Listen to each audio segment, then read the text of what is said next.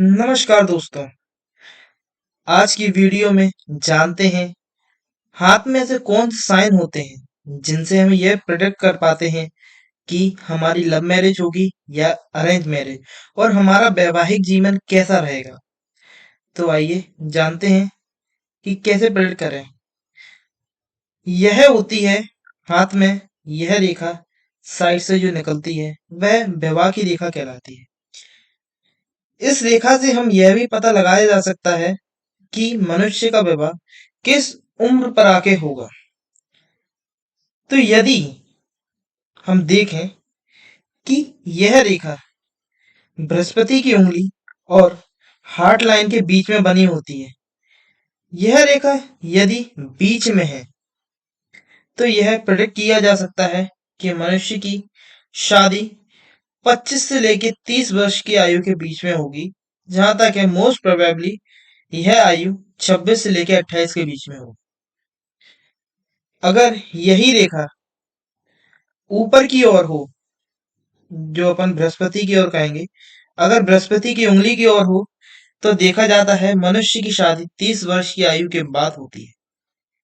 और यदि यह रेखा न- नीचे की साइड हो, जो कि हार्ट लाइन की तरफ जाए, तो यह देखा जाता है कि मनुष्य की शादी 25 की उम्र से कम में होती है। अगर हम आगे देखें, अब यदि हम लव मैरिज की बात करें, इस रेखा से हम लव मैरिज कैसे जानें? तो यदि यह रेखा हार्ट लाइन की और थोड़ी सी झुकाव लिए हो तो यह देखा जाता है मनुष्य की लव मैरिज होने के 99% चांसेस होते हैं। अगर आगे हम देखें, ऐसे ही लव मैरिज की लगभग 3 से 4 जो मेन चांसेस होते हैं हाथ की रेखाओं में देखे जाते हैं, जिनसे हम प्रेडिक्ट कर सकते हैं कि लव मैरिज होगी या नहीं होगी, उनमें से एक यह है।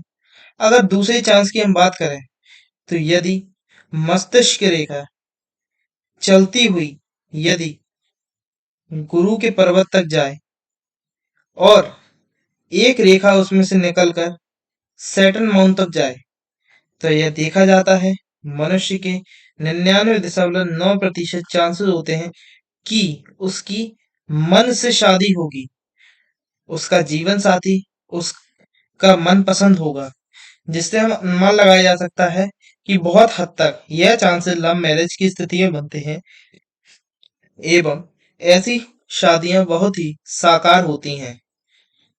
यदि तीसरे चांसेस की बात करें, अगर गुरु पर्वत पर गुरु के पर्वत पर अगर हमें क्रॉस का साइन देखा जाए, तो यह साइन भाई बहुत ही शुभकारी होता है। यह साइन यह बताता है कि आपकी शादी के चर्चे बहुत दूर दूर तक रहेंगे।